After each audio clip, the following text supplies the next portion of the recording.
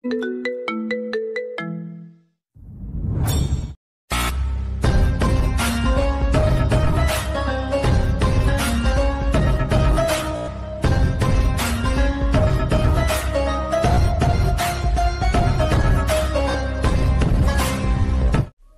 হেঁটে বাসায় যাচ্ছি। অনেক রাত হয়ে গেছে, কোনো গাড়িও পাচ্ছি না। কিছু দূর যেতেই কারো চিৎকারের আওয়াজ শুনতে পেলাম। আমি ওই আওয়াজ অনুসরণ করে সামনের দিকে এগোতে লাগলাম। কিছু দূর যেতেই দেখি সামনে একটা নির্জন পরিত্যক্ত বাড়ি। ওই বাড়ি থেকেই চিৎকার আসছে। আমি আস্তে আস্তে ঘরের সামনে গিয়ে জানালা দিয়ে উকি দিলাম। সামনে যা দেখতে পেলাম, কখনো ভাবি নাই যে এই অবস্থা দেখতে হবে। কারণ সামনে ছোট্ট 10 বছর বাচ্চা মেয়েকে ধর্ষণ করছে। আমি আর দেরি না করে ঘরের ভেতর ঢুকে পড়লাম। হঠাৎ ঘরে ঢুকে যেতেই মনে হলো ওরা ভয় পেয়েছে। ঘরটা অন্ধকার, জানালা দিয়ে চাঁদের আলো দেখা যাচ্ছে। আমি লোকগুলোর কাছে গিয়ে নিচে পড়ে থাকা একটা লাঠি দিয়ে ওদের মাথায় বাড়ি দিলাম। 3 জন লোক ছিল, তাই সবাইকে অজ্ঞান করে মাটিতে শুয়ে দিলাম। মেয়েটা এখন কান্না করছে। আমি মেয়েটার কাছে যেতেই মেয়েটা বলল, আমাকে আর করবেন না প্লিজ, আমি আর পারছি না, অনেক ব্যথা উঠতেছে, আমাকে ছেড়ে দেন। আমি তোমার কিছুই করব না। এই নাও তোমার কাপড় পরে আমার সাথে চলো। আপনার সাথে কোথায় যাব? আপনিও কি ওদের মতো নাকি? না, আমি ওদের মতো না। আমি তোমাকে তোমার বাসায় পৌঁছে দেব। আমি উঠতে পারছি না, সারা শরীর ব্যথা করতেছে। আমি আমার ব্যাগ থেকে ব্যথার ট্যাবলেটটা বের করে দিলাম। এই নাও, এটা খাও, ব্যথা কমে যাবে। আর কাপড় পরে নাও, আমি বাইরে আছি। প্লিজ ভাইয়া, আপনি যাবেন না। ওরা যদি আবার উঠে আমাকে করে তাহলে তো আমি মরেই যাব। ওরা আর উঠবে না, ওদেরকে অজ্ঞান করে রেখেছি। তুমি থাকো, আর আমি ফোনের লাইটটা জ্বালিয়ে দিচ্ছি, ভয় পেও না।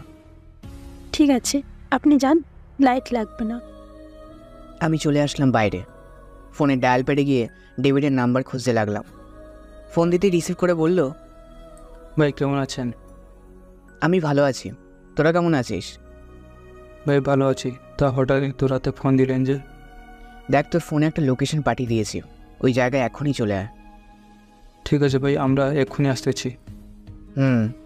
এই বলে ফোন কেটে দিলাম। বাইরে বসে আছি। কিছুক্ষণ পর মেয়েটা বাইরে আসলো, আমাকে দেখে বলল, ভাইয়া চলেন। একটু পর যাব, গাড়ি আসছে। তুমি বসো এখানে। হ্যাঁ। তা তুমি এইখানে আসলে কি করো, আর ওরা তোমাকে কোথায় পেলো?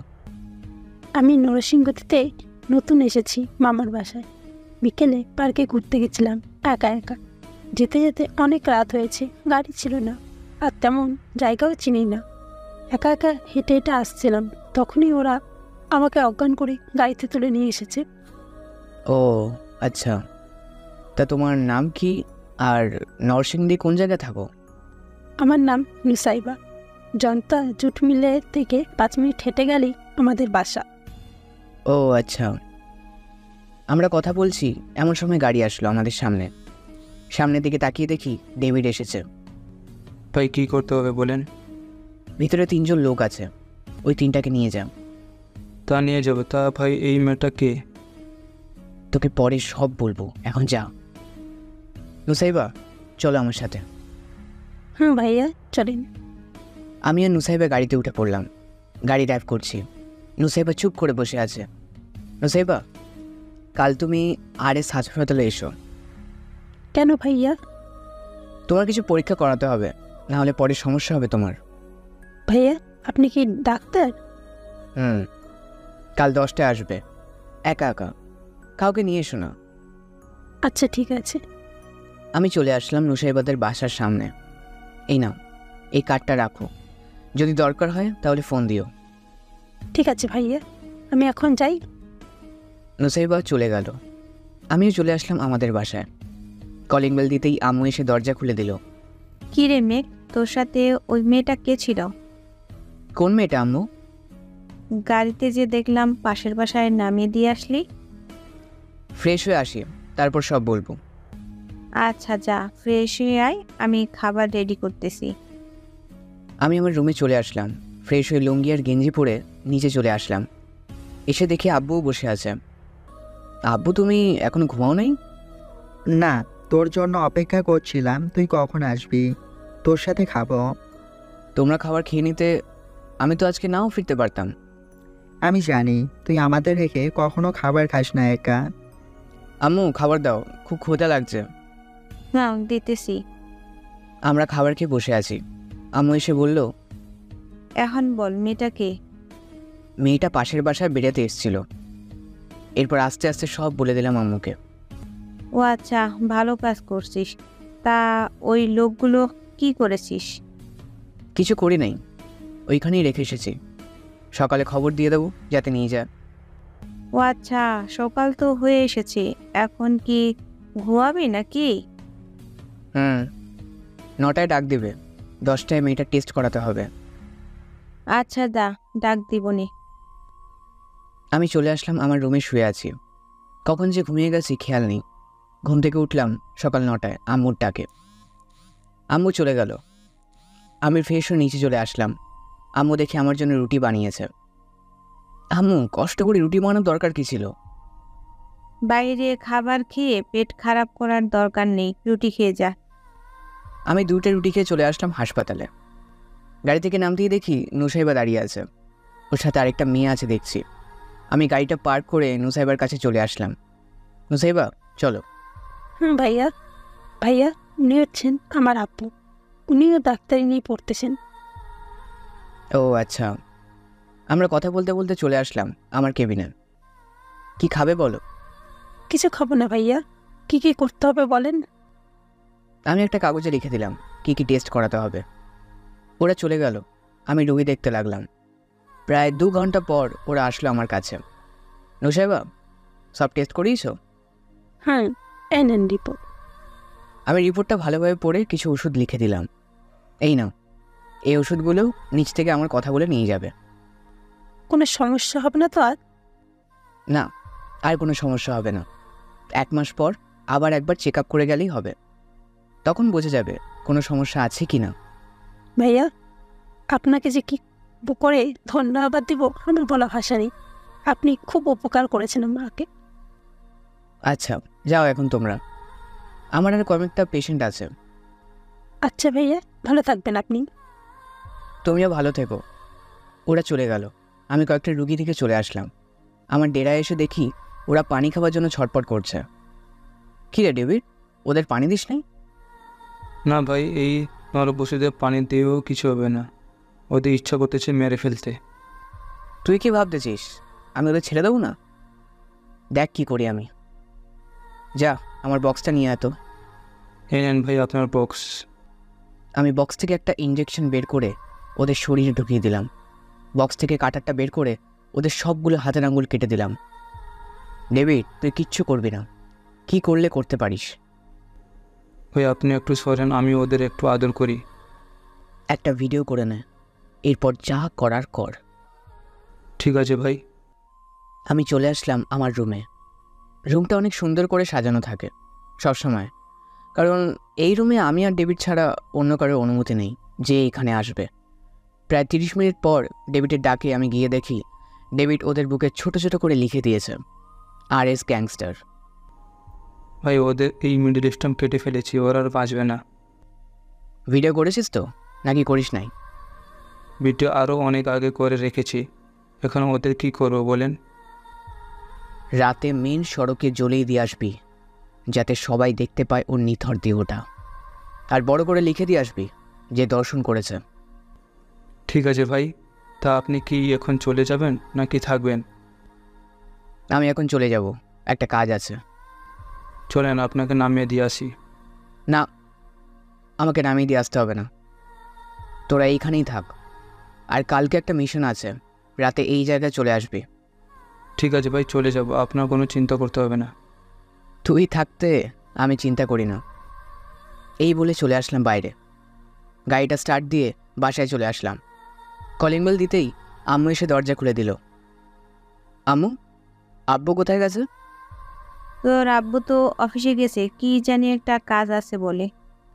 আব্বুকে না মানা করেছি যাতে আর অফিসে না যায়, আমি লোক রেখে দেবো। আমি কি বলবো, আমি মানা করলেও ও যায়, তাই আর কিছু বলি নাই। যা ফ্রেশ হয়ে আয়, খাবার দিতেছি। আমি ফ্রেশ হয়ে চলে আসলাম নিচে। খাবার খেয়ে বসে আছি, এমন সময় কলিং বেলটা বেজে উঠল। আমি গিয়ে দরজা খুলে দিলাম। সামনে তাকিয়ে দেখি কয়েকজন পুলিশ দাঁড়িয়ে আছে। আসসালামু আলাইকুম স্যার। ওয়ালাইকুম আসসালাম। আপনার নাম কি ওই মেঘ? আমার নাম অয়মেঘ। কেন, কি হয়েছে? আপনাকে একটু থানায় আসতে হবে। কিন্তু আমি বিনা অপরাধে থানায় যাব কেন? আপনার আব্বু আমাদের কাছে ধরা খেয়েছে মদ খেতে গিয়ে। কি বলতেছেন আপনি এসব? আমার আব্বু কখনো মদ খায় না, আর আমি বিশ্বাস করতে পারবো না যে আব্বু থানায়। আপনি চলেন, তারপর ওই তো দেখতে পারেন আপনার আব্বু নাকি অন্য কেউ। ঠিক আছে, চলেন। আমরা চলে আসলাম থানায়। এসে দেখি আব্বু বসে আছে। আমি আব্বুর কাছে গিয়ে বললাম, আব্বু, এসব কি বলতে চায়? তুমি নাকি মদ খেয়েছো? তুই কে রে? যা তো এখান থেকে। আমি মদ খাবো, মদ। আব্বু মদ খেয়ে পুরা মাতাল হয়ে আছে। আমি আব্বুকে ছাড়িয়ে নিয়ে বাসায় চলে আসলাম। কলিং বেল দিতেই আম্মু এসে দরজা খুলে দিল। বলল, কি রে মেঘ, তোর আব্বুর কি হয়েছে? এমন করতেছে কেন? কিছু হয় নাই আম্মু, আগে ভিতরে ঢুকতে দাও, তারপর বলছি। ভেতরে আয়। আমি ভিতরে এসে আব্বুকে শুয়ে দিলাম সোফায়। আম্মু, আব্বু মদ খেয়েছে, তাই এমন মাতলামো করছে। কি, তোর আব্বু মদ খেয়েছে আর তুই তোর আব্বুকে ঘরে এনেছিস? আজকে দুজনকেই বাড়ি ছাড়া করব। আরে আম্মু, আমি কি করছি? তোমার বর হয়তো মদ খেয়েছে, তাকে আগে ঠিক করো, এরপর না হয় বিচার হবে। রান্নাঘর থেকে ঝাড়ুটা নিয়ে আয়, এরপর দেখাচ্ছি তোর আব্বুকে মজা। আমি আব্বুকে ঝাড়ু দিয়ে উপরে চলে আসলাম। খাটে বসে আছি, এমন সময় তুহিনের ফোন। হ্যালো তুহিন, বল। ভাই, ওরা ডেট চেঞ্জ করছে। আজকে রাতে ওরা মেয়ে পাচার করবে। নিউ মার্কেটের ভিতর দিয়ে ওইখানে একটা গুপ্ত রাস্তা আছে। আচ্ছা ঠিক আছে, তা কতজন পাচার করবে জানিস? 500 থেকে 800 জন। তাহলে তো অনেক লোক। আমি ফোন কেটে ডেভিডকে ফোন দিলাম। হ্যালো ডেভিড, ভাই বলেন। আজকে রাতে মিশন হবে। তুই রাত 9টায় অয় মহাসড়কে লাশটা টাঙিয়ে দিয়ে চলে আসিস। আমি তোকে লোকেশন পাঠিয়ে দেবো, ঠিক আছে? 100 জন আনবি আমাদের লোক। ঠিক আছে ভাই। আমি ফোন কেটে বসে আছি, এমন সময় আব্বুর চিৎকারের আওয়াজ শুনতে পেলাম। বারান্দায় দাঁড়িয়ে দেখি আম্মু আব্বুকে লেবু শরবত খাওয়াচ্ছে আর পিটাচ্ছে। আমি আর এইখানে নেই, এইখানে থাকলেই আমাকে মরতে হবে। আমি দরজা বন্ধ করে বসে আছি, এমন সময় দরজায় কি যেন নক করলো। আমি দরজা খুলতে দেখি আব্বু দাঁড়িয়ে আছে। আব্বু, তুমি আমার রুমে কেন? আমাকে নিয়ে এসেছে কে? আব্বু এখনো মাতাল হয়ে আছে, কি বলছে বুঝছি না। কি রে, কথা বলিস না কেন? তোকে জিজ্ঞাসা করছি, আমাকে নিয়ে এসেছে কে? আমি নিয়ে এসেছি কেন, কি হয়েছে? কিছু না, তুই আমার ছেলে, তাই মাফ করে দিলাম। আব্বু চলে গেল, আমি চলে আসলাম নিচে। আম্মু আব্বুকে লেবু শরবত ভালো করে খাইয়ে দিলে না, কি আবল তাবল বকছে। হ্যাঁ, দেখ, এখন আমার মাথা প্রচন্ড গরম হয়ে আছে। তুই যা এখান থেকে, না হলে তোকে যে কি করি আল্লাহ জানে। আমি চলে আসলাম বাইরে। সন্ধ্যা হয়ে এসেছে, পাড়ার মোড়ে বসে চা খাচ্ছি। এমন সময় তুহিনের ফোন। ভাই, ওরা কাজ শুরু করে দিয়েছে। আপনাদের এখনই চলে যেতে হবে, না হলে পরে ওরা সব মেয়ে পাচার করে ফেলবে। আমি এখনই চলে যাচ্ছি, তুই যা, যা খবর পাস আমাকে জানাবি। আচ্ছা ভাই। আমি চলে আসলাম আমাদের ডেরায়। সবাইকে নিয়ে মিশনে চলে আসলাম। এসে দেখি আস্তে আস্তে মেয়েগুলোকে নিয়ে গাড়ি তুলছে। আমি আর দেরি না করে গুলি করতে লাগলাম। আমার দেখা দেখি ওরাও গুলি করতে লাগলো। প্রায় 10 মিনিটের মধ্যে বিপক্ষ দলকে ঘুম পাড়িয়ে দিলাম। আমাদের সবগুলো ঘুমের ইঞ্জেকশন ছিল। ডেভিড বলল, ভাই ওদের কি করব? ওদের সবাইকে আমার ডেরায় নিয়ে যা, আর মেয়েগুলোকে জ্ঞান ফিরিয়ে তাদের বাসায় দিয়ে আয়। আচ্ছা ভাই, আমি আরও কিছু লোক লাগিয়ে দিতেছি যাতে সবাই আজকে রাতের মধ্যে দিয়ে আসতে পারি। তাড়াতাড়ি যা, ভোর তো হয়ে আসছে। ওরা চলে এসেছে, আমিও চলে আসলাম আমাদের ডেরায়। আমি বসে আছি, সৌরভ এসে বলল, ভাই ওদের জ্ঞান ফিরেছে, এখন কি করব? তুই যা, আমি আসছি। আচ্ছা ভাই। সৌরভ চলে গেল। আমি উঠে চলে আসলাম ওদের কাছে। কিরে, তোদের লিডারকে তাড়াতাড়ি বল। সৌরভ, আমার কাটারটা নিয়ে আয় তো, এরপর দেখাচ্ছি কিভাবে সত্যি কথা বের করতে হয়। এই নেন ভাই আপনার বক্স, সব কিছু আছে এইখানে। আমি আমার কাটারটা বের করে একটা ছেলের পায়ের 2টে আঙুল কেটে ফেললাম। ছেলেটা চিৎকার করছে। কিরে, এখন ওকে বলবি না তোদের লিডারের আসল পরিচয় আর কোথায় থাকে? ঠিক আছে, করবো না। তাহলে বলে ফেল কি বলবি। যেই দিন তোদের লিডারকে ধরতে পারবো ওই দিন তোদের ছেড়ে দেব। এই সৌরভ, আমি যাই, বিকালে আসবো। আর ওদের খাবার খেতে দিস। ঠিক আছে ভাই, আমি সবার জন্য খাবার এনে দিয়ে দিব, আপনি যান এখন। আমি চলে আসলাম আমাদের বাসায়। কলিং বেল দিতেই আম্মু এসে দরজা খুলে দিল। বলল, কি রে, সেই সন্ধ্যায় বের হয়েছিস আর এখন আসছিস? কতগুলো ফোন দিয়েছি, ধরলিও না তো। আমি ফোনটা বের করে দেখি অনেকগুলো মিস কল আম্মুর। আম্মু, অনেক রাত হয়েছে, এখন যাও ঘুমাও গিয়ে। খাবার খাবি না তুই? না, আমি খাবার খাবো না, তুমি গিয়ে শুয়ে পড়ো। আর আমি ফ্রেশ হয়ে কিছু খেয়ে শুয়ে পড়বো না। আচ্ছা যা। আমি ফ্রেশ হয়ে আমার রুমে বিস্কুট ছিল, খেয়ে শুয়ে পড়লাম। ঘুম থেকে উঠলাম সকাল 11টায় নার্সের ফোন কলে। ডাক্তার, একটা পেশেন্ট এসেছে, খুব খারাপ অবস্থা, আপনি প্লিজ তাড়াতাড়ি আসেন। আচ্ছা, আমি আসছি। এই বলে ফোনটা কেটে দিলাম। তাড়াতাড়ি উঠে ফ্রেশ হয়ে চলে আসলাম হাসপাতালে। এসে দেখি নার্স বাইরে দাঁড়িয়ে অপেক্ষা করছে আমার জন্য। নার্স, সব কিছু রেডি আছে তো? জি ডাক্তার, আছে, আপনি শুধু অপারেশন শুরু করেন। আমি তাড়াতাড়ি অপারেশন রুমে চলে আসলাম। সবাই দাঁড়িয়ে আমার জন্য অপেক্ষা করছে। আমি অপারেশন শুরু করে দিলাম। অপারেশন শেষ করতে প্রায় 2 ঘন্টা হয়ে গেছে। অপারেশন শেষ করে চলে আসলাম বাসায়, আমার কেবিনে। এসে দেখি নুসাইবা বসে আছে। কি ব্যাপার নুসাইবা, তুমি এইখানে? ভাইয়া, আমার বোন আপনার সাথে কাজ করতে চায়, আপনি কি আমার বোনকে রাখবেন আপনার সাথে? আমি তো সারাদিন হাসপাতালে থাকি না, কীভাবে রাখবো তোমার বোনকে? ভাইয়া, আপনি যতটুকু সময় পারেন দিন, তাহলেই হবে। আচ্ছা ঠিক আছে, আমার ফোন নাম্বার দিয়ে দিও, আমি বলে দেবো কোন কোন সময় আসতে হবে। আচ্ছা ঠিক আছে। নুসাইবা চলে গেল। আমিও চলে আসলাম বাসায়। কলিং বেল দিতেই আম্মু এসে দরজা খুলে দিল। আম্মু, আব্বু, কি আজও অফিসে গেছে আম্বু? না, আজ যায় নাই, কাল তো ঝাড়ুর বাড়ি খাইছে, আজকেও মনে আছে। ও আচ্ছা। আমি আর কিছু না বলে চলে আসলাম। আমার রুমে ফ্রেশ হয়ে নিচে এসে খাবার খেয়ে আব্বুর কাছে বসে পড়লাম। আব্বু, তা আজ যে অফিসে গেল না? এমনি যায়নি, তা কাল অফিসে যেতে পারবি, একটা কাজ আছে। কি কাজ বলো? আব্বু আমার কানের কাছে মুখ নিয়ে এসে আস্তে আস্তে বলল, আমার কেবিনে 2 বোতল বিয়ার আছে, নিয়ে আসবি কাল। তোর আম্মুকে তোর নানা বাড়ি পাঠিয়ে দেব। আম্মু গো, তুমি কই গো? আব্বু নাকি আবার খাবার খাবে গো? এই চুপ চুপ, একদম চুপ। তোর আম্মুকে ডাকতেছিস কেন? আম্মু শুনুক তোমার কথাগুলো। কিরে, এভাবে চিৎকার করতেছিস কেন? আম্মু, আব্বু নাকি নুডলস খাবে। ওহ, এর জন্য চিৎকার করতে হয়? তো কি করব? যাও ভালোভাবে রান্না করো, আনো খাবো। আচ্ছা ঠিক আছে। আমি বসে বসে আব্বুরের সাথে কথা বলছি। কিছুক্ষণ পর আম্মু আমাদের নুডলস দিয়ে গেল। আমি আর আব্বু খেয়ে বসে আছি। এমন সময় আম্মু এসে বলল, মেঘ, আমি আর কতদিন একা একা রান্না করব? আমি তো তোমাকে বলছি কাজের লোক রাখার জন্য। কাজের লোক রাখো না কেন? আমার কাজের লোক দরকার নেই, তুই বিয়ে কর, তাহলেই তো হবে। আম্মু, আমি এখন বিয়ে করব না। আমি আরও 3 বা 4 বছর পর বিয়ে করব।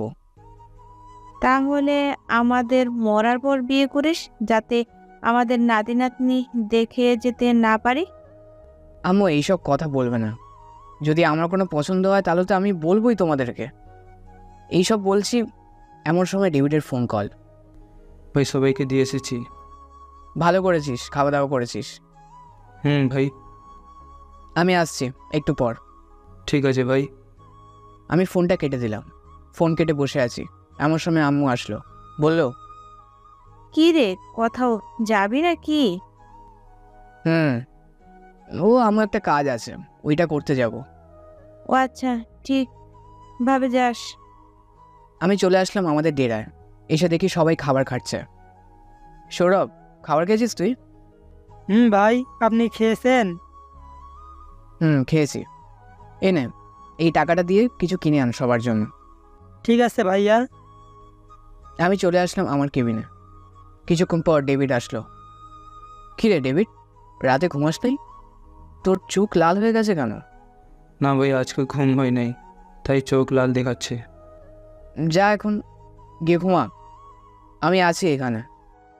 ঠিক আছে ভাই, আপনি যাবার সময় আমাকে ডেকে দিয়েন। ঠিক আছে। আমি সবার সাথে গল্প করতে বসলাম। কিছুক্ষণ পর ওই দলের লোক এসে বলল, ভাই, আমরা এতদিন অনেক ভুল কাজ করেছি, আমাদের মাফ করে দেন। তোমরা কেন মাফ চাইছো? আচ্ছা, তা পরে দেখা যাবে। তোমাদের বসের ঠিকানাটা দাও, তাহলে আমরা অনেক উপকার পাবো। ভাইয়া, 2x2 বাড়ি হচ্ছে আমাদের বসের বাড়ি। আচ্ছা, তোমাদেরকে মুক্ত করে দিলাম। তোমরা চাইলে এখানে থাকতে পারো, আর যদি কোনো কিছু জানো তাহলে আমাকে বলো। আমাদের আরও একজন ডন আছে যে কিনা আমাদের সব কিছু খেয়াল রাখে।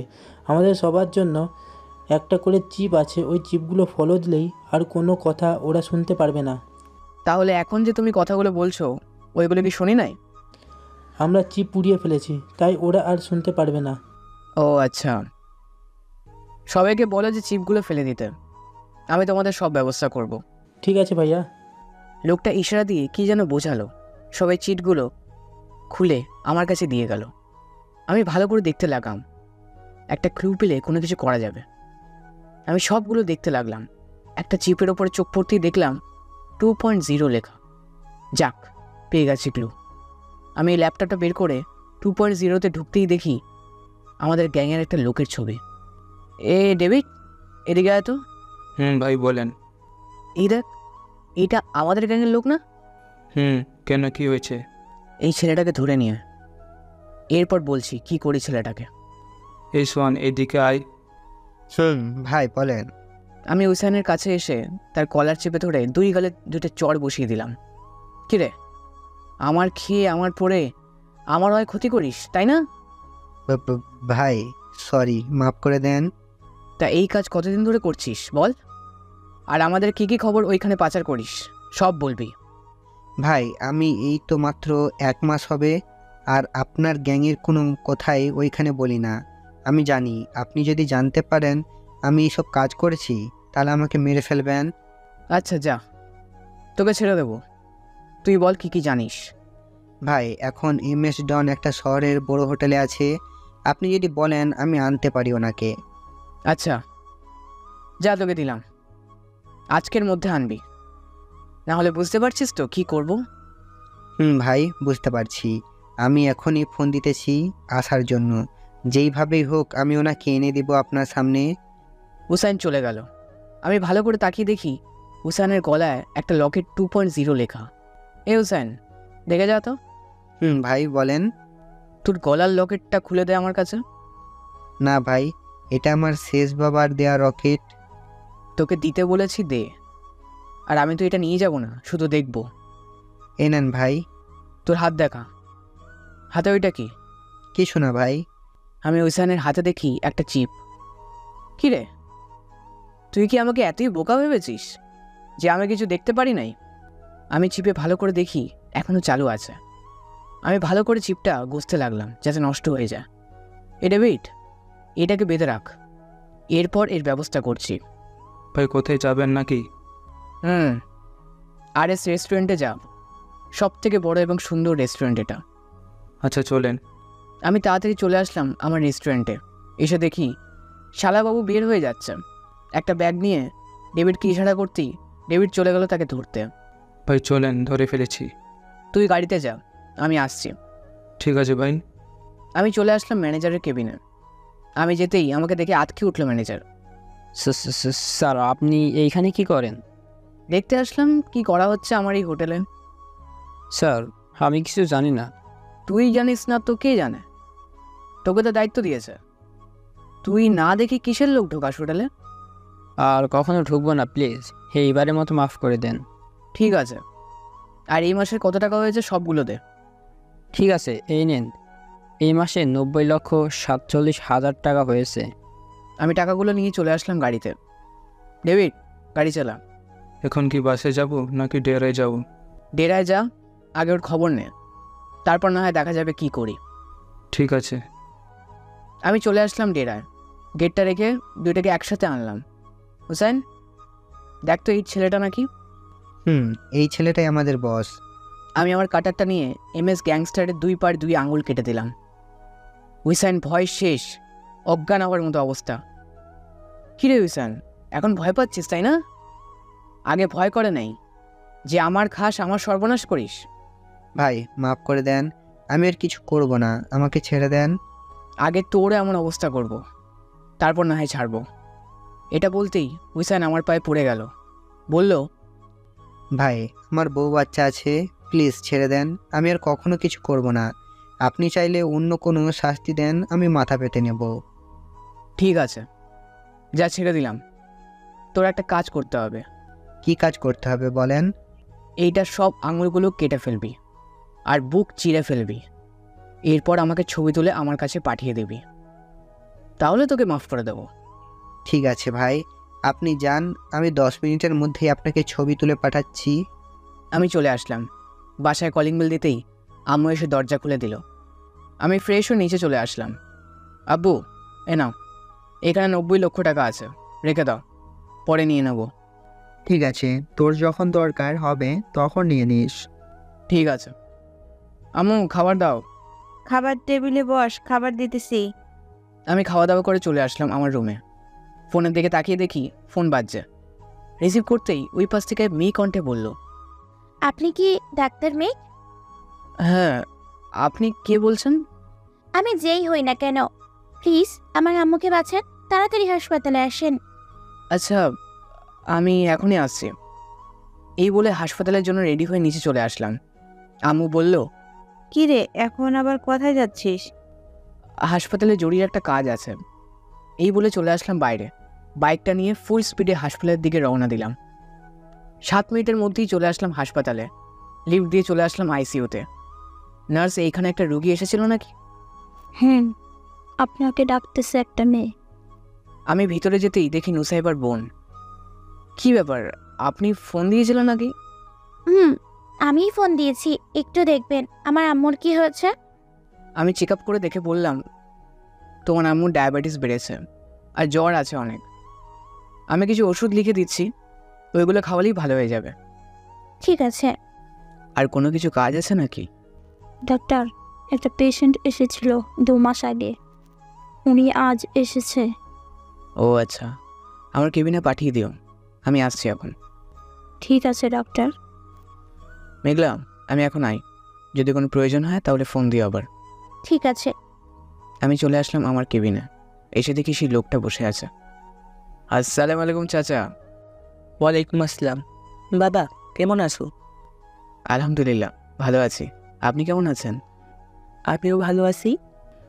আপনাকে না বলেছিলাম 10 দিন আগে আসতে, আপনি তা না করে 2 মাস পর আসলেন।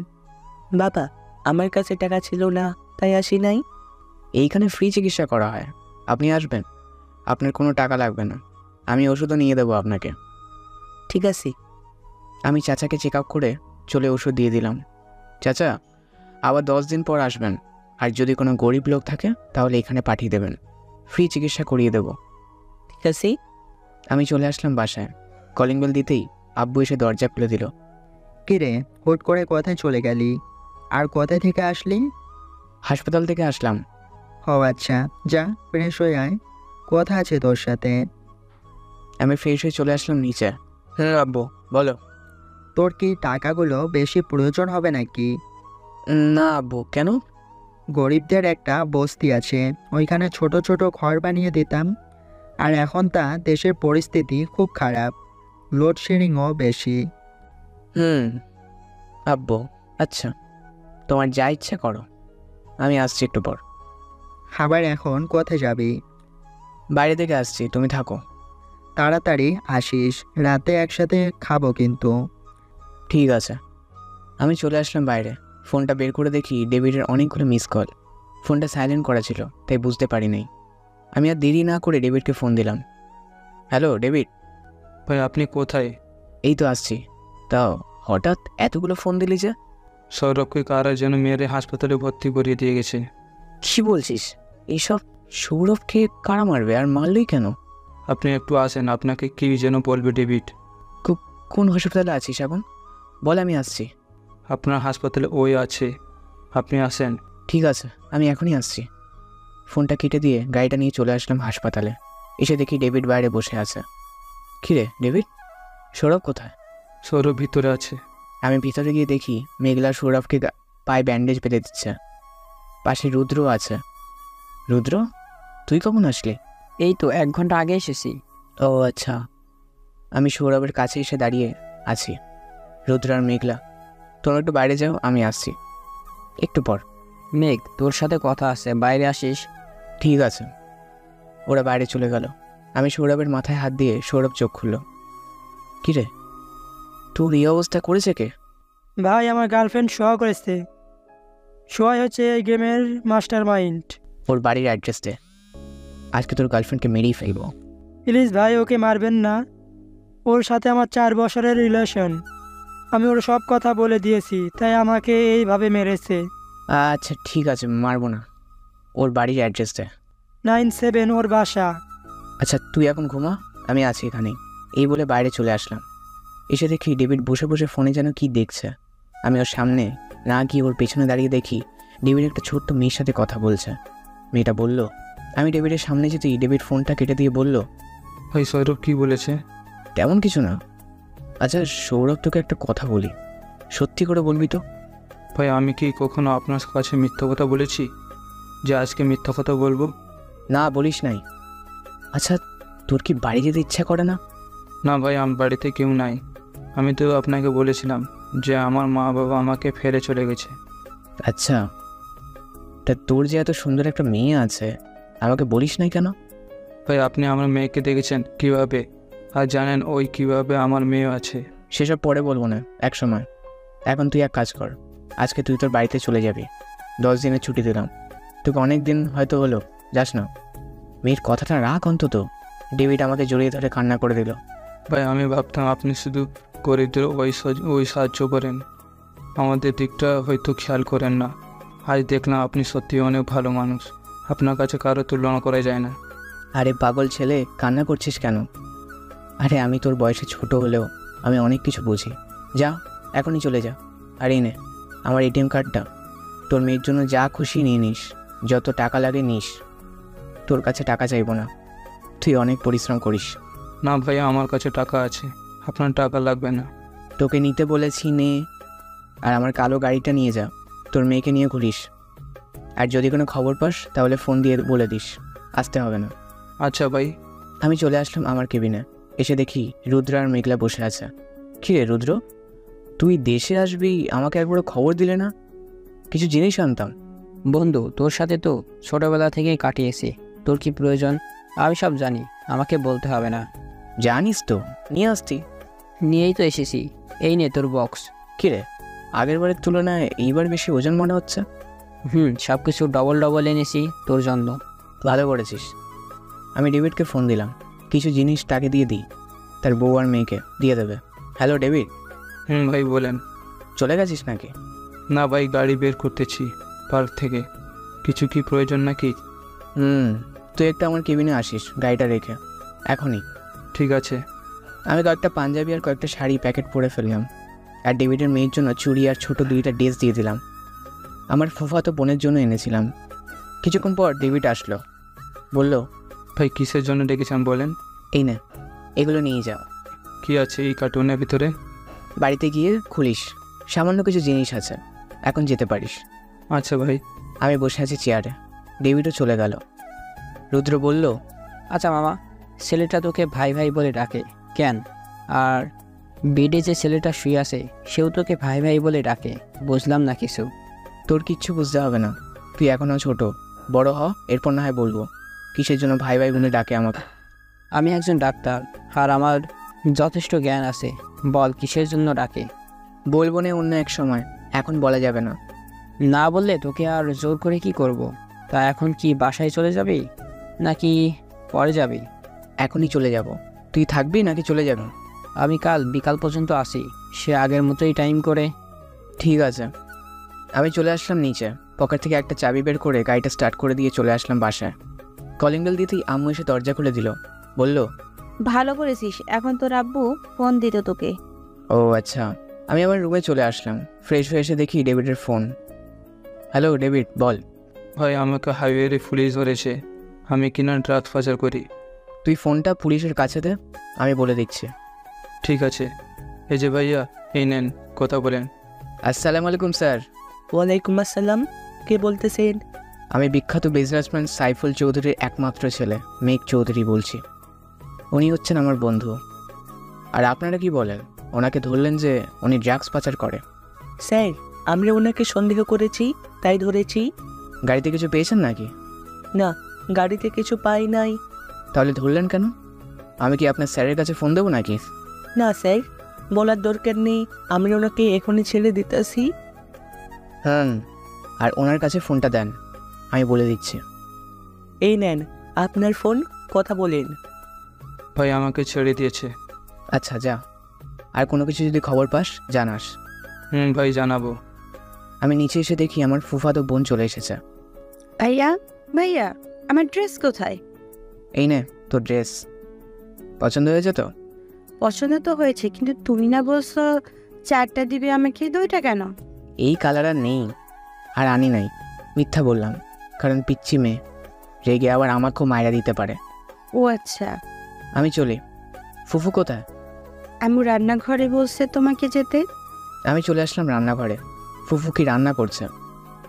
আমি আসলে সব সময় তোর জন্য যা রান্না করি তাই করেছি। ভালো করে করো। আমি চলে আসলাম বেডরুমে। ফুফা, আব্বু আর নীলুফা বসে বসে কথা বলছে। আমিও চলে আসলাম ওদের সাথে আড্ডা দিতে। আড্ডা দিতে দিতে কখন যে রাত হয়ে গেছে খেয়াল নেই। রাতে খাবার খেয়ে বসে আছি, এমন সময় সৌরভের ফোন। ভাই আপনি কোথায় আছেন? আমি তো বাসায় চলে এসেছি। কেন? না এমনি। কাল কি আসবেন নাকি? যাব। রাতে খাওয়া দাওয়া করে ঘুমিয়ে থাকিস। ঠিক আছে ভাই। আমি বসে আছি, এমন সময় নীলুফা আসলো। বলল, ভাইয়া ভাইয়া, আমি তোমার সাথে ঘুমাবো। কেন? তোমার আম্মু আব্বু কি জায়গা দেয় না তোমাকে ঘুমানোর জন্য? এত ছোট খাটে 3জন কি ঘুমানো যায় নাকি? হলে পিচ্ছি রে। আচ্ছা চলো, আজকে তোমাকে শিয়াল আর হাতির গল্প শোনাতে শোনাতে ঘুম পাড়াবো, ঠিক আছে? না, শিয়াল আর হাতি শুনবো না। আচ্ছা ভাইয়া, প্রেম করে কিভাবে আমাকে শিখাবা? হায় আল্লাহ, এই পিচ্ছি মেয়ে কয় কি? তাকে নাকি প্রেম শেখাতে হবে? আমিও জানি না প্রেম কিভাবে করে। ও আচ্ছা, তাহলে তুমি হাতি আর শিয়ালের গল্প শোনাও। আমি নীলুফাকে নিয়ে শুয়ে পড়লাম হাতি আর শিয়ালের গল্প করতে করতে। কখন যে ঘুমিয়ে গেছি খেয়াল নেই। ঘুম থেকে উঠলাম সকাল 9টায়। নীলুফাও আমার সাথে সাথে উঠে গেল। গুড মর্নিং ভাইয়া। Good morning. আমি উঠে ফ্রেশ হয়ে নিলাম। রুমে এসে দেখি নীলুফা আবার ঘুমিয়ে গেছে। পিচ্ছি মেয়ে দেখতে এত ভালো লাগে কেন আমার? যাই হোক, আমি চলে আসলাম। নিচে এসে দেখি আম্মু আর ফুফু নাস্তা রেডি করছে। আম্মু, খাবার দাও। টেবিলে বস, খাবার দিতেছি। আমি খাবার খেয়ে রেডি হয়ে চলে আসলাম হাসপাতালে। পুরো হাসপাতাল ঘুরে ঘুরে দেখতে দেখতে লাগলাম। সব রোগী হয় ভালো আছে, অনেকে রিলিজ নিচ্ছে, আবার অসুস্থরা ভর্তি হচ্ছে। এইভাবে চলছে হাসপাতালটা। আমি চলে আসলাম আমার কেবিনে, বসে আছি। এমন সময় মেঘলা আসলো। বলল, এই নিন কার্ড। কিসের কার্ড এটা? আমার বার্থডে ইনভাইট দিলাম আজকে। ও আচ্ছা, আমি হয়তো যেতে পারবো না, রাতে আমার কাজ আছে। না, আপনাকে যেতেই হবে, আপনি যাবেন বলে দিলাম। আচ্ছা, চেষ্টা করব। আমি আর কিছু না বলে উঠে চলে আসলাম সৌরভের কাছে। কিরে, এখন কেমন লাগছে? আমি মনে হয় মরে যাবো রে। এইটা কি ব্যান্ডেজ করেছিস? এত গরম কেন এটাতে? কাল কয় তোর হাত পা ঠিক হয়ে যাবে। দামি একটা জিনিস লাগিয়েছি যাতে তাড়াতাড়ি ঠিক হয়ে যায়। ও আচ্ছা। আমি অনেকক্ষণ সৌরভের সাথে কথা বললাম। এমন সময় ফোন এলো পকেট থেকে। ফোনটা বের করে দেখি ডেভিডের ফোন। হ্যালো ডেভিড, বল। ভাই আজকে একটা মিশন আছে, আপনাকে যেতে হবে একা একা। আরে চিন্তা করিস না তো, আমি চলে যাব। তুই নেই তো কি হয়েছে, আমার লোক কি কম আছে নাকি? লোক তো আছে বুঝলাম, আপনাকে একা কীভাবে যেতে দেই? তুই কোনো চিন্তা করিস না। আচ্ছা তুই লাইভ দেখিস, আমাদের তবুও চিন্তা করিস না। তা কোন জায়গায় আর কি পাচার করা হবে? মেয়ে পাচার করা হবে, আর কিছু অস্ত্র পাচার করা হবে মেঘলা নদী দিয়ে। ও আচ্ছা, তাহলে তো আরও সহজ হয়ে গেল। এই নদী ছোট হয়, সাঁতরে নদী পার হওয়া যায়। আমি ফোন কেটে দিলাম। ফোন কেটে বসে আছি, সৌরভ বলল, ভাই ডেভিড কি বললো? আজকে মিশন আছে, যেতে হবে তাই বলছে। ও আচ্ছা। আমি কথা বলছি, এমন সময় দরজায় কি যেন নক করলো। আমি তাকিয়ে দেখি সৌরভের গার্লফ্রেন্ড সিমু। ডাক্তার আসতে পারি? আসেন। আপনি কে আর এইখানে কি করেন? উনি হচ্ছে আমার বয়ফ্রেন্ড। আমি কি আসতে পারি না? আসতে পারেন, বাধা নেই। আচ্ছা সৌরভ, তোরা কথা বলে আমি যাই এখন। আপনি কোথায় যাবেন? আপনি এখানেই থাকেন, ওনারা কথা শুনবেন। আমি তোদের কথা শুনে কি করব, তোরাই কথা বল। সৌরভ, তুমি কি ডাক্তারকে চিনো? চিনি। তা কি বলবেন? ওনার সামনেই বলেন, উনি আমার বড় ভাই। প্লিজ আমাকে মাফ করে দাও, আমি চাই না এমনটা করতে, আর বাজে কাজ ছেড়ে দিব। প্লিজ আমাকে মাফ করে দাও। না, মাফ করব না। আগে বলো, তুমি এই কাজ কতদিন ধরে করতেছো, আর কত মেয়ে পাচার করেছো বিদেশে? আরও গত 1 বছর ধরে কাজ করতেছি, অনেক মেয়ে পাচার করছি। এইটা করলে বড় অঙ্কের টাকা পেতাম। তোমার টাকার উপরে এত লোভ বেড়ে গেছে? আগে জানলে আমি কখনো তোমার সাথে সম্পর্ক করতাম না। আমার টাকা পয়সার কোনো দরকার নেই, তবুও তুমি আমাকে ছেড়ো না। তুমি চলে যাও, তোমাকে দেখতে ইচ্ছে করতেছে না। সৌরভ, ভাবি তো মাফ চাইছে, ক্ষমা করে দে, তাহলেই তো ভালো হয়। কিভাবে ক্ষমা করবো ভাই? এত মেয়েদের পাচার করেছে, কেউ দর্শন হচ্ছে, কেউ বা নেশাও করতেছে, কেউ খারাপ কাজে লিপ্ত হচ্ছে। আমি কিভাবে ওকে ক্ষমা করব? তা ভাবতেও লজ্জা লাগতেছে আমার। থাক, ভাবি তো বলছে আর করবে না এমন কাজ। তুই মাফ করে আবার আপন করে নে ভাবিকে। ভাই আপনার কথাই শুধু মানলাম, না হলে মানতাম না। আচ্ছা সৌরভ, আমি তো জানি তোমরা 2 ভাই বোন, তাহলে উনি কোথা থেকে আসলো? এটা তোমার না জানলেও চলবে। এখন বাসায় চলে যাও, কালকে আইসো। আমি একেবারে চলে এসেছি তোমার কাছে, আর কখনো আমার বাড়িতে ফিরে যাব না। তুমি যা খুশি বলো। আচ্ছা, যাইও না। আমি চলে আসলাম বাইরে। সন্ধ্যায় মিশনে চলে আসলাম, কারণ ডেভিড নেই।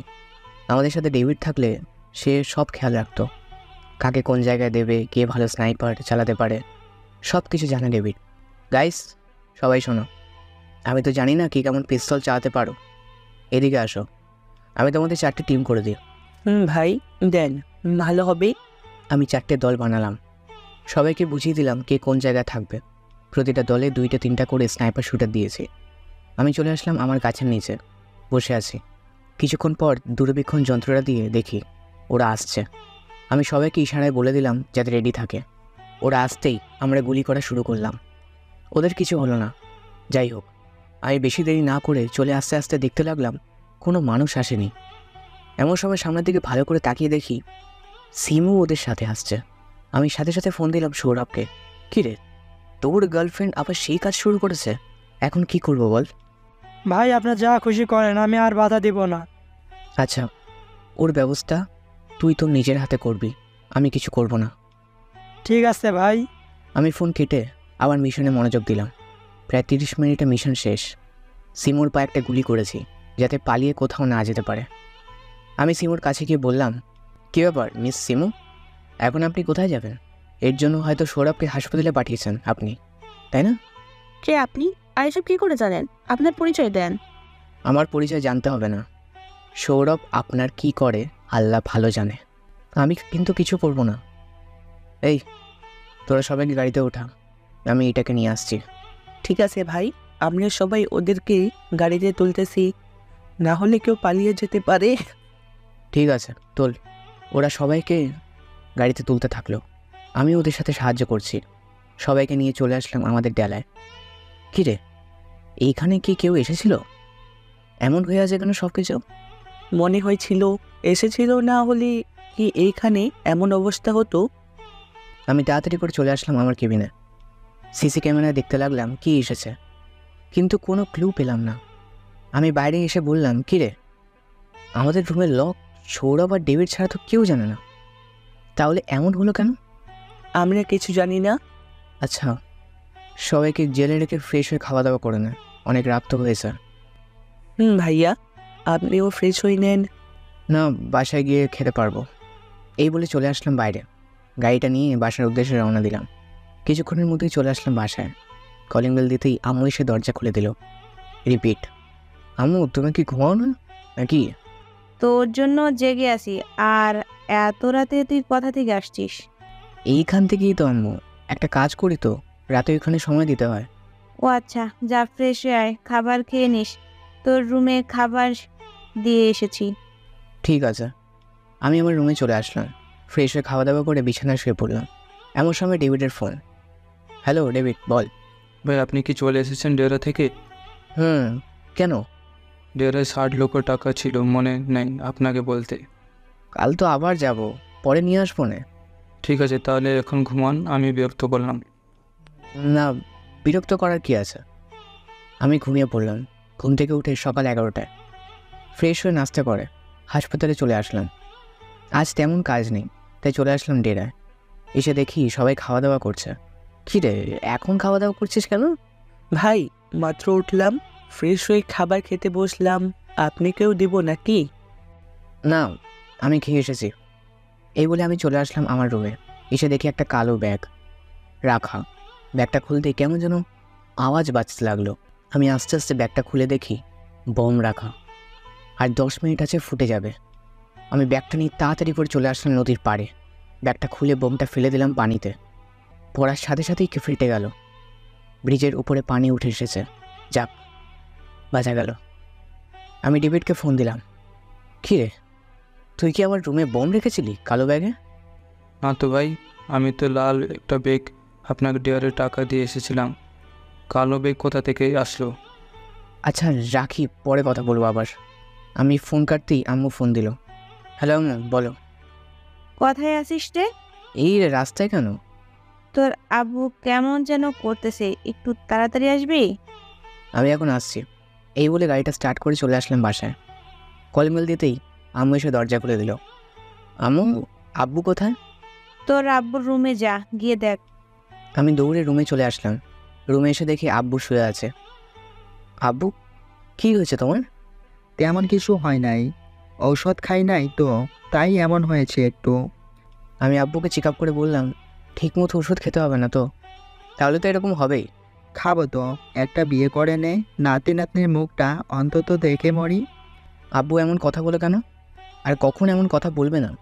আচ্ছা, তোমরা খেয়ে খুঁজো তোমরা যাকে পছন্দ করবে। আমার বন্ধুর একটা মেয়ে আছে, তার সাথে তোর বিয়ে ঠিক করব। তোমাদের যদি পছন্দ থাকে তাহলে আমি বিয়ে করতে রাজি আছি। তাহলে কবে বিয়ে ঠিক করব বল? আর 3 মাস বা 4 মাস পর একটা কাজ আছে, সেটা শেষ করি, তারপর না হয় বিয়ে করব। আচ্ছা ঠিক আছে, মেয়েটার সাথে কথা বলবি নাকি? না, এখন কথা বলবো না, পরে না হয় একদিন কথা বলবো। আচ্ছা ঠিক আছে, এই নে নাম্বারটা রাখ। আমি নাম্বারটা নিয়ে চলে আসলাম আমার রুমে। ফ্রেশ হয়ে এসে দেখি আম্মু বসে আছে। আম্মু, তুমি আমার রুমে? আমি কি আসতে পারি না নাকি? আসতে পারবে না কেন? অবশ্যই আসতে পারবে। আমি কি মানা করছি নাকি? আচ্ছা যা হোক, তুই না কি বিয়ে করতে রাজি হয়েছিস? তোমাদের কষ্ট আর দেখতে পারবো না, তাই রাজি হয়ে গেছি। মেয়েটার সাথে দেখা করে নে। না, আম্মু এখন খুব বিজি আছে, পরে না হয় একদিন দেখা করবো না? আমি টেবিলের ছবি রেখে গেলাম, দেখে নিস, আর খাবার খেয়ে যা খাবার রেডি করিস। আমি নিচে চলে আসলাম। নিচে এসে খাওয়া দাওয়া করে আমার রুমে চলে আসলাম। কিছুক্ষণ ঘুমিয়ে বিকেল 5টায় রওনা দিলাম ডেরার উদ্দেশ্যে। এসে দেখি সবাই গল্প করছে, আমিও তাদের সাথে গল্প করতে বসলাম। গল্প করতে করতে কখন যে রাত হয়ে আসলো খেয়াল নেই। আমি আমার রুমে এসে ব্যাগটা নিয়ে সবাইকে কিছু টাকা দিয়ে চলে আসলাম বাসায়। কলিং বেল দিতেই আম্মু এসে দরজা খুলে দিল। আম্মু, এই নাও এই টাকাগুলো, তুমি রেখে দাও, আর তোমাদের বৌমাকে দিয়ে দেবে। পরে আর ঝামেলা করতে পারবে না যে আমি তোমাদের কিছু দিই নাই। আচ্ছা, আর কিছু চাইবে না আমার কাছে, আমি কিন্তু সব দিয়ে দিচ্ছি। সেটা পরে দেখা যাবে। তোর সাথে মেয়েটা দেখা করবে কালকে বিকেলে। আমি তো বলছিলাম এখন দেখা করব না। এখন দেখা করে কি করব? একটা কিছু দিয়ে আসবি আর কথা বলে আসবি। ঠিক আছে। আমি আমার রুমে চলে আসলাম। কম্পিউটারে একটু কাজ করলাম, কাজ করে চলে আসলাম নিচে। এসে দেখি আম্মু আব্বু কী যেন বলাবলি করছে। আমি যেতেই আব্বু বলল, মেঘ এই এলাকার কমিশনারকে মেরে ফেলেছে, জানিস না কি? না তো আব্বু, কে মেরেছে আর কেন মেরেছে? সে নাকি অবৈধ কাজ করে, তাই মাফিয়া লোকেরা মেরে ফেলেছে। ও আচ্ছা, তা তুমি কোথা থেকে শুনলে যে মেরে ফেলেছে কমিশনারকে? হয়তো খবরে বলতেছে, দেখ। আমি খবর শুনতে লাগলাম। খবর থেকে যা বুঝলাম, আমার গ্যাংয়ের লোকেরাই মেরেছে কমিশনারকে। আচ্ছা যাই হোক, আম্মু খাবার রেডি করো, এখন ঘুমাবো, কালকে আবার একটু হাসপাতালে কাজ আছে। তুই টেবিলে বস, আমি খাবার দিতেছি। আমি খাবার টেবিলে বসে পড়লাম। আব্বু আমি আম্মু খাবার খাচ্ছি। এমন সময় কলিং বেল বেজে উঠল। মেঘ, গিয়ে দরজাটা খুলে দে। আমি দরজা খুলতেই দেখি একটা বুরকা পরা মেয়ে দাঁড়িয়ে আছে। আম্মু, কে যেন এসেছে, একটু দেখে যাও তো। আসতেছি। আমি খাবার টেবিলে বসে পড়লাম। আম্মু মেয়েটাকে ঘরে নিয়ে আসলো, বলল, মেঘলা, উনি হচ্ছে তোমার শ্বশুর আর ওইটা তোমার বর। আমি আম্মুর কথা শুনে গলায় ভাত ঠেকে গেল। মেয়েটা এসে আমাকে পানি দিয়ে বলল, ঠিক আছেন তো? ঠিক আছে। আমি খাবার খেয়ে চলে আসলাম আমার রুমে। তাড়াতাড়ি করে শুয়ে পড়লাম। কি করবো আর, চোখটা বন্ধ হতেই কে যেন আমাকে ডাকতে লাগলো। আমি তাকিয়ে দেখি মেয়েটা। কি ব্যাপার, আপনি এখনো বোরকা পরে আছেন কেন? আর আপনি আমার রুমে কি করেন? কিছুই করি না, আপনাকে দেখতে আসলাম মন ভরে। এখন দেখা লাগবে না, কাল দেখেন, কাল আবার হাসপাতালে যেতে হবে। ও আচ্ছা, তো ঘুমান। মেঘলা চলে গেল। আমি উঠে দরজাটা লাগিয়ে দিলাম যাতে আর রুমে না আসতে পারে কেউ। সকালে ঘুম থেকে উঠে চলে আসলাম হাসপাতালে। সারাদিন হাসপাতালে থেকে সন্ধ্যা বাসায় আসতেই ডেভিডের ফোন। হ্যালো ডেভিড, বল। ভাই আমি চলে এসেছি, কাল রাতে বড় একটা মিশন আছে, ওইখানে যেতে হবে। ও আচ্ছা, ভালো করেছিস, আমি তোকে ফোন দিতাম আসতে। সৌরভের কী অবস্থা এখন? ভালো হয়ে গেছে, এখন আমার সাথে আমাদের বাসায় এসেছে। ও আচ্ছা। আমি আরও কিছুক্ষণ কথা বলে চলে আসলাম আমার রুমে। আমি আর সৌরভ ফ্রেশ হয়ে চলে আসলাম নিচে। এসে দেখি সবাই বসে আছে। মেঘলা, তুমি এখনো বোরকা পরে বসে আছো কেন? এমনি। আম্মু, আমাদের খাবার দাও, খুব ক্ষুধা লাগছে। খাবার টেবিলে বস, খাবার দিতেছি। আমরা খাবার খেয়ে চলে আসলাম আমাদের রুমে। সৌরভ, তুই খাটে ঘুমা, আমি সোফায় ঘুমাচ্ছি। ভাই, দুজনে এই খাটে ঘুমানো যাবে, সবাই ঘুমাতে হবে না। আচ্ছা যা, আজ তোর সাথে ঘুমাবো। আমি আর সৌরভ ঘুমিয়ে পড়লাম। ঘুম থেকে উঠলাম সকাল 11টায়। ফোনটা হাতে নিয়ে দেখি ডেভিডের অনেকগুলো মিস কল। আমি ডেভিডকে ফোন দিলাম। কী রে ডেভিড, এতগুলো মিস কল দিলিস? ভাই আপনার রুমে সিকিউরিটি পাসওয়ার্ড কি বদলে নিচ্ছেন? RS147। এখন কি আসবেন নাকি? না, এখন আর যাবো না, একবারে রাতে যাব মিশনে। আচ্ছা আসেন, আর কিছু অস্ত্র আনতে হবে, আমাদের কাছে বুলেট আর অস্ত্র কম। আমি ফোন দিয়ে বলে দিতেছি অস্ত্র আর বুলেট পাঠিয়ে দিতে। আর 25 জন স্নাইপার শুটার আর 20 জন রাইফেল, সব মিলিয়ে 50 বা 60 জন নেবি। এটা অনেক বড় মিশন, কিন্তু এটা মিস করে যাবে না। এটা সাকসেস হলে সবাইকে একটা খুশির খবর দেব। কি খুশির খবর ভাই? আগে হোক, এরপর না হয় বলবো। ঠিক আছে। আমরা সকালে খাওয়া দাওয়া করে হাসপাতালে চলে আসলাম। কি ব্যাপার, মেঘলা কয়েকদিন ধরে আসছে না কেন? মেঘলাকে ফোন দিলাম। হ্যালো মেঘলা। বলেন ডাক্তার। আপনি কোথায়? আজকে অনেক দিন ধরে আসছেন না। আমি একটু কাজে গ্রামে এসেছি, তাই আসতে পারবো না কিছুদিন। ও আচ্ছা, এখন রাখি, কয়েকটা রুগী আছে, ওদেরকে দেখতে হবে। এই বলে ফোনটা কেটে দিলাম। রুগীগুলোকে দেখতে লাগলাম। দেখা শেষ হতেই রুদ্র আসলো। কিরে, কেমন আছিস? ভালো আছি, তুই কেমন আছিস? আমিও ভালোই আছি। খাওয়া দাওয়া করেছিস নাকি দুপুরে? না, তোর সাথে করবই, তাই চলে এসেছি। ও আচ্ছা, তো চল দুইজন ভালো একটা রেস্টুরেন্টে থেকে খাবার খেয়ে আসি। চল। আমরা চলে আসলাম RS নাম করা রেস্টুরেন্টে। আমরা গিয়ে বসতেই ওয়েটার আসলো, বলল, স্যার আমি এইখানে। কাকে স্যার বলছেন? আর আপনাকে তো চিনলাম না। স্যার আপনি আপনার রেস্টুরেন্টে বসে এইসব কথা বলতেছেন, ওয়েট আমি ম্যানেজারকে ডেকে আনতেছি। ঠিক আছে যান। ওয়েটার চলে গেল। আমি আর রুদ্র বসে আছি। কিছুক্ষণ পর ম্যানেজার আসলো। আমি চোখের ইশারায় সব বুঝিয়ে দিলাম। ম্যানেজার বলল, আরে এটা আমাদের স্যার না, উনি হচ্ছে একজন ডাক্তার। আমি ওনার কাছ থেকে চিকিৎসা করিয়েছি। ওনাদের কি লাগবে? খাবার দাও। ঠিক আছে স্যার। ওয়েটার মাথা চুলকাতে চুলকাতে চলে গেল খাবার আনতে। কী রে রুদ্র, কী ভাবছিস?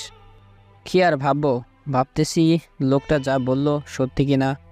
আরে তুইও কি পাগল হয়ে গেছিস নাকি? আমি এত বড় রেস্টুরেন্টের মালিক হব? পাগল হব কেন? তোর কাছে টাকা আছে, হইতেও তো পারবি। আরে না, আমি এত বড় রেস্টুরেন্টের মালিক না। আমরা কথা বলছি এমন সময় ওয়েটার খাবার নিয়ে আসলো। আমরা দুইজন খাবার দেওয়া শুরু করলাম। খাবার খেয়ে বিল দিয়ে চলে আসলাম নদীর পাড়ে। আচ্ছা রুদ্র, তুই কবে বিয়ে করছিস? তুই আগে বিয়েটা কর, এরপর করব। আচ্ছা, দেখা যাবে। রাতে চলে আসলাম আমাদের ডেরার। এসে দেখি সবাই রেডি হয়ে বসে আছে। কিরে, এখনই চলে যাবি নাকি? না ভাই, একটু পর যাব। ওদের ঠিক না, যে কোনো সময় ওরা মেয়ে পাচার করতে পারে। ও আচ্ছা। আমি আর সৌরভ রেডি হয়ে সবাইকে নিয়ে খাওয়া দাওয়া করে নিলাম। খাওয়া দাওয়া শেষ হতেই চলে আসলাম মিশনে। এসে দেখি ওরাও চলে এসেছে। আমরা বেশি কিছু না ভেবে গুলি চালাতে লাগলাম। আমাদের আচমকা গুলি চালানো দেখে ওদের অনেক মানুষ মারা গেছে। সবাই লুকিয়ে লুকিয়ে গুলি করছে।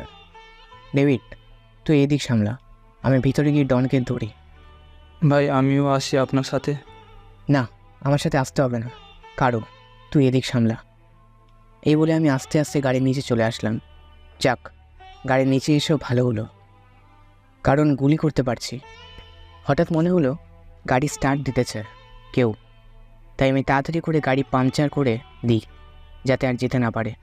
সামনে তাকিয়ে দেখি ডন দাঁড়িয়ে আছে। আমি তার দুই পায়ে দুইটা গুলি করতেই সে হাঁটু গেড়ে তো বসে পড়ল। আমি তাড়াতাড়ি গাড়ির নিচ থেকে বের হয়ে আগে ডনকে ধরলাম, কারণ এখন যদি ওর মৃত্যু হয় তাহলে আমি অনেক অসুবিধায় পড়ে যাব। সামনে তাকিয়ে দেখি কোনো মানুষ নেই, মনে হয় সব মরে গেছে। আমি চলে আসলাম গাড়িতে। ডেভিড, সৌরভ আর আমার সাথে সাথীরাও আসছে। কিরে ডেভিড, 2 ঘন্টা তো খেলা শেষ, আমি তো ভেবেছিলাম অনেক দেরি হবে। ভাই আমিও তাই ভাবছিলাম। তো ওই লোকগুলোকে কি করব? ওদের নিতে আসছে পুলিশ। চল আমরা আমাদের ডেরায় চলে যাই, বাকিটা কাল দেখা যাবে। আচ্ছা চলেন। আমরা সবাই ডেরায় চলে আসলাম। ডেরায় এসে দেখি অনেক পুলিশ এইখানে দাঁড়িয়ে আছে। আমাকে দেখে বলল, আপনি কি আরএসের মাফিয়া লিডার? কেন? আর আপনারা এই জায়গার হদিশ পেলেন কোথা থেকে? ভিতরে প্রধানমন্ত্রী বসে আছে, আপনার জন্য অপেক্ষা করতেছে। এই ডেভিড, এইটাকে নিয়ে ওর পায়ের দুটো বুলেট খুলে আমাদের কাছে নিয়ে। আচ্ছা ভাই। আমি চলে আসলাম ভিতরে। এসে দেখি প্রধানমন্ত্রী বসে আছে। আসসালামু আলাইকুম। ওয়ালাইকুম সালাম। কেমন আছো মেঘ? আলহামদুলিল্লাহ ভালো আছি, আপনি কেমন আছেন? আলহামদুলিল্লাহ ভালো আছি। মিশন কি কমপ্লিট করে এসেছো? কেন? একটু টিভির দিকে দেখো তো, কোনো এক রিপোর্টার যেন তোমাদের ভিডিওটা করেছে। আমি ভালো করে তাকিয়ে দেখি এইটা কোনো টিভি চ্যানেল না, এইটা হচ্ছে এমনিতেই একটা লোক চালায় ফেসবুক আর ইউটিউবে। আমি আমার ল্যাপটপটা নিয়ে ওর ফেসবুক আইডি আর ইউটিউব চ্যানেল আমার কাছে নিয়ে আসলাম, আর একটা ফোন নাম্বার নিয়ে দিলাম ওর ইমেলে, যাতে ফোন দিতে পারে আমাকে। কিছুক্ষণ পর ফোনটা বাজতে লাগলো। আমি রিসিভ করতেই লোকটা বলল, ভাই প্লিজ আমার ইউটিউব আর ফেসবুক পেজটা ফিরিয়ে দেন, অনেক কষ্ট করে এইটুকু এসেছিস, ভালো করেছিস। আমাদের ভিডিও করলি কেন? আর তুই জানলে কি করে ওইখানে মিশন হবে? ভাই আমি জানতাম না এইখানে যে মিশন হবে। আমি তো গিয়েছিলাম একটা পার্সেল আনতে, পরে দেখি গুলির শব্দ, তাই আমিও ভিডিও করে আপলোড করেছি। এখন ভিডিও কাট না হলে তোর দুইটাই গেছে, মনে রাখিস। ভাই কেটে দিচ্ছি, আর কখনো এমন হবে না, প্লিজ ফিরিয়ে দেন আমার সব কিছু। দেখ, তোর সব কিছু আগের মতো আছে, ফিরিয়ে দিলাম। ধন্যবাদ ভাই। আমি ফোনটা কেটে প্রধানমন্ত্রীকে বললাম, এখন আমার জিনিসটা দেন। কাল সকল টিভি চ্যানেলের সামনে তোমার মুখোশ খুলে দেব, এরপর দেব তোমাকে তোমার উপহার। ঠিক আছে, আর আমার এই দুইজনকে একটা রাস্তা করে দিতে হবে। আমি চাই ওরাও আমার দলকে আরও ভালো করুক। ওদেরকেও পুরস্কার দেওয়া হবে। কাল সকাল 10টায় চলে আসবে পার্টি অফিসে তোমার সব লোকদের নিয়ে। ঠিক আছে। প্রধানমন্ত্রী চলে গেল, আমিও চলে আসলাম ডেভিডের কাছে। ডেভিড, কাল তোদের পুরস্কার দেওয়া হবে। কিসের পুরস্কার ভাই? তোরা যে এতদিন আমার সাথে কাজ করে এসেছিস সেই পুরস্কার। ও আচ্ছা, এখন কি বাসে যাবেন নাকি ওদের ব্যবস্থা করব? আগে ওর ব্যবস্থা করব, সকালে বাসায় যাব। আমি চেয়ারটা টেনে ডনের সামনে বসলাম। কিরে, বাংলাদেশে এসে ভেবেছিস RS গ্যাংস্টার থাকতেই তুই মেয়ে নিয়ে পালিয়ে যাবি? তা কী করে হয়?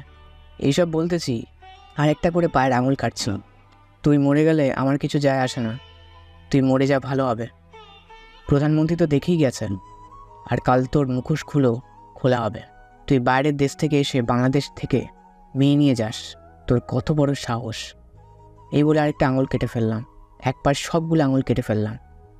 আর কখনো কেউ আসবে না বাংলাদেশের মেয়েদেরকে নিয়ে যেতে। আমি চলে আসলাম বাসায়, সকাল হয়ে গেছে। কলিং বেল দিতেই মেঘলা এসে দরজা খুলে দিল। কি ব্যাপার, এই তুমি কি বোরকা খুলবে না? বোরকা খুলে কি করব? আপনি দেখবেন নাকি আমার মুখ? আমি কি বলছি নাকি যে আপনার মুখ দেখবো আমি?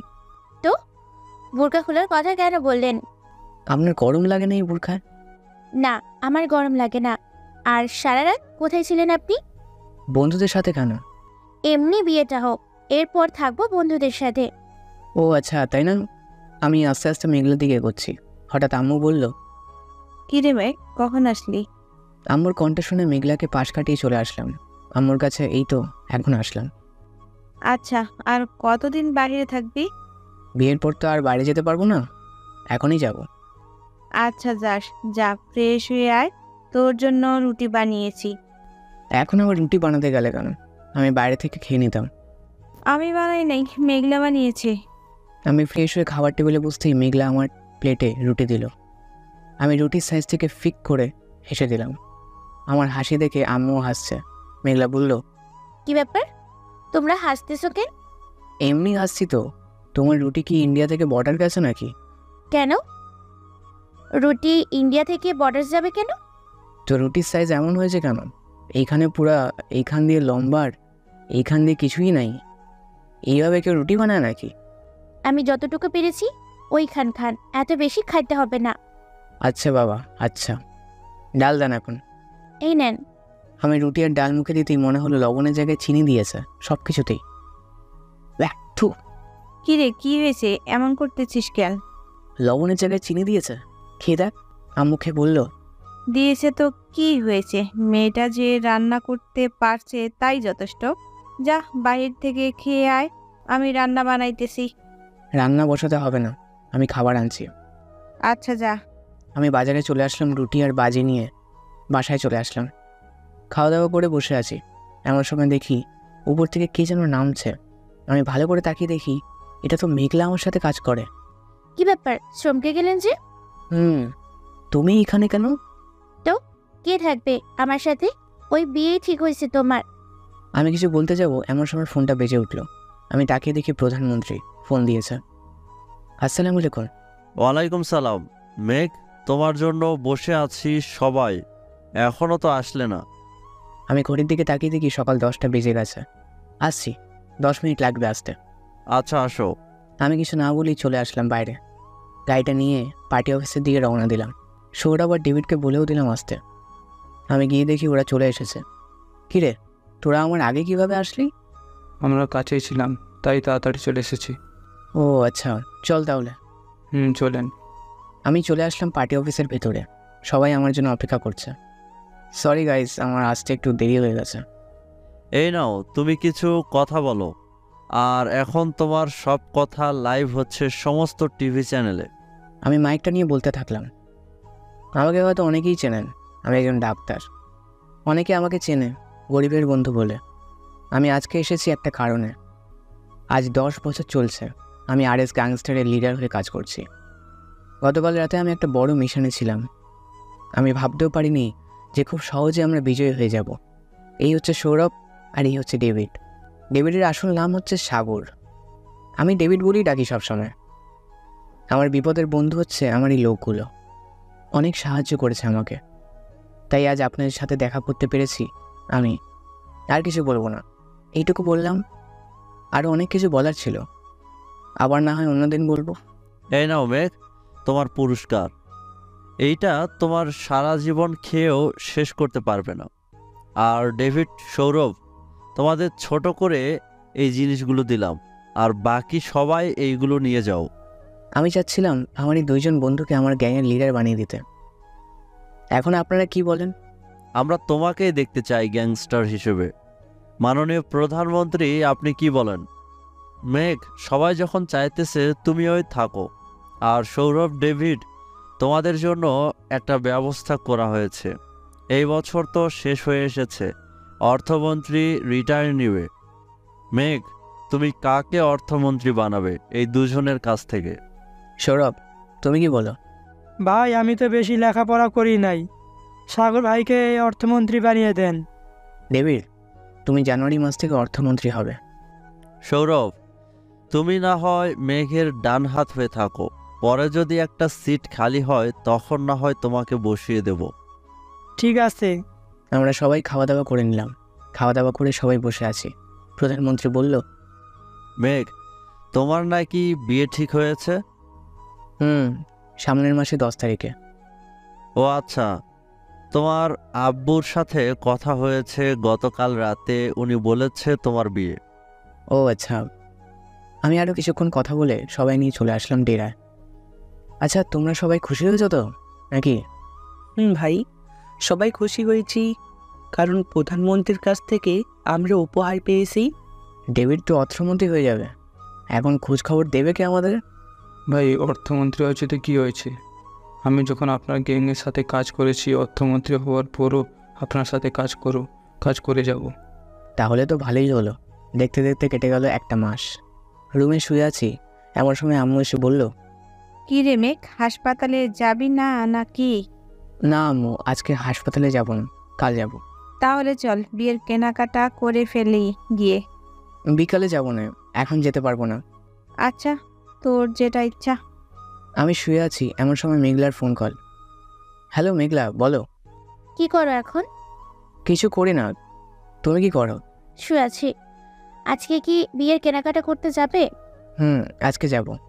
তুমি বিকালে চলে এসো সবাইকে নিয়ে। আচ্ছা।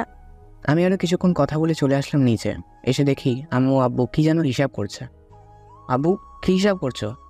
তেমন কিছু না, একটা হিসাব করতেছি, কিন্তু মিলতেছে না। ও আচ্ছা, দেখি কি হিসাব করো।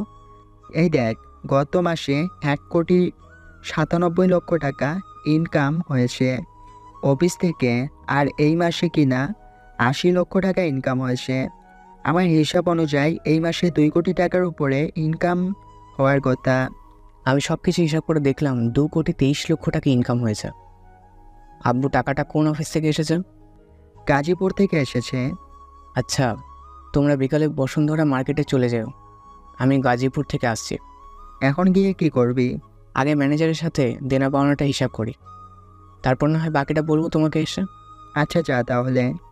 আমি বাইরে চলে আসলাম গাড়িটা নিয়ে, গাজীপুর মেইন সড়ক দিয়ে যেতে লাগলাম গাজীপুরের উদ্দেশ্যে। অফিসের সামনে আসতেই দারোয়ান গেট খুলে দিল। আমি ভেতরে গাড়িটা সাইড করে রেখে আব্বুর কেবিনে চলে আসলাম।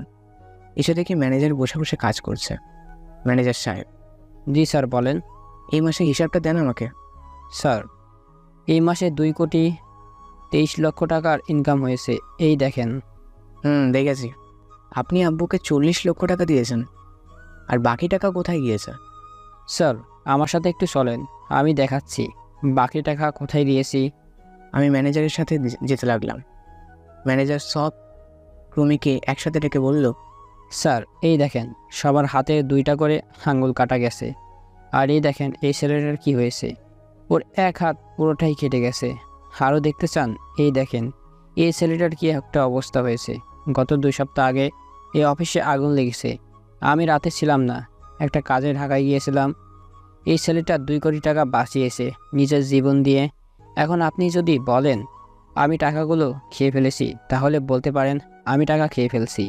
এই নেন, সবার মেডিকেলের কত টাকা খরচ হয়েছে সব রসিদ এইখানে আছে, আপনি দেখে নিন। আর এই মাসের কারোর টাকা দেওয়া হয় নাই, আমিও নিই নাই। আচ্ছা, এখন সব বুঝতে পেরেছি। আপনি তো আব্বুকে সব বলবেন, তাহলেই তো হতো। আর এই মাসে সবার বেতন কত টাকা পড়েছে আমাকে বলেন, আমি আসছি বাইরে থেকে। আপনি যান, আমি সব হিসাব করে রাখতেছি। আমি চলে আসলাম ব্যাংকে। আমার অ্যাকাউন্ট থেকে 50 লক্ষ টাকা তুলে নিলাম। টাকাগুলো নিয়ে অফিসে চলে আসলাম। ম্যানেজার সব কিছু হিসাব করেছেন। স্যার, এই নিন, সবার মোট 10 লাখ টাকা এই মাসে ইনকাম হয়েছে। কার কত টাকা বেতন একটা বই দিয়ে যান, যেখানে থাকে সবার বেতন কত।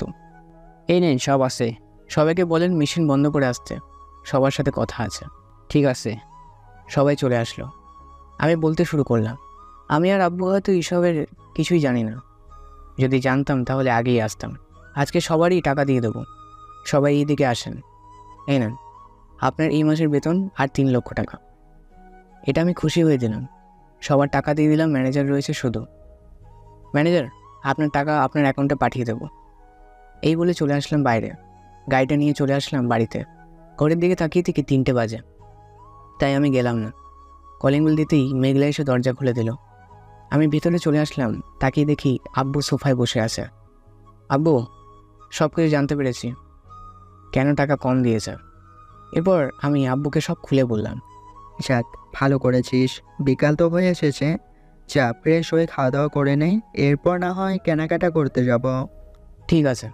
আমি চলে আসলাম আমার রুমে। ফ্রেশ হয়ে নিচে এসে খাওয়া দাওয়া করে নিলাম। খাওয়া দাওয়া করে সবাইকে নিয়ে চলে আসলাম বসুন্ধরায়। সবাই কাপড় কিনছে।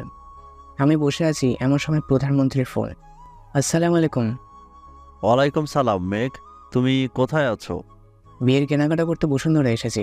প্লিজ আমাকে বাঁচাও, আমার শত্রুরা আমাকে মেরে ফেলবে। আপনি কোথায় আছেন? আমি এখন বসুন্ধরা মার্কেটের সামনে দিয়ে যাব, প্রায় চলে এসেছি। আপনি গাড়িটা এখানেই সাইড করে রাখেন, আমি আসছি। ঠিক আছে। আমি কিছু না বলেই চলে আসলাম। নিচে এসে দেখি মায়ের গাড়ি আসছে। আমি গাড়িটা ইশারা করলাম এইদিকে ঢোকাতে। গাড়িটা ঢোকাতেই পিছনে দিকে 2টা গাড়ি আসছে। আমি আমার কোমর থেকে পিস্তলটা বের করে গাড়িগুলোর চাকায় গুলি করলাম। গাড়ি উল্টে পড়ে গেল। সামনের গাড়ির সবাইকে এক এক করে গুলি করতে মারলাম। সবাই মরে কাজ হয়ে গেছে। এমন অবস্থা থেকে পিছনের গাড়িটা পালিয়ে গেল। আমি চারিদিকে তাকিয়ে দেখি সব মানুষের ভিড় জমে আছে। সামনে আব্বু, আম্মু, মেঘলা আর তার আব্বু আম্মু দাঁড়িয়ে আছেন। আমি আব্বুকে কাছে যেতেই আব্বু আমার গালে ঠাস করে চড় মেরে বলল, তোকে কি এই শিক্ষা দিয়েছি?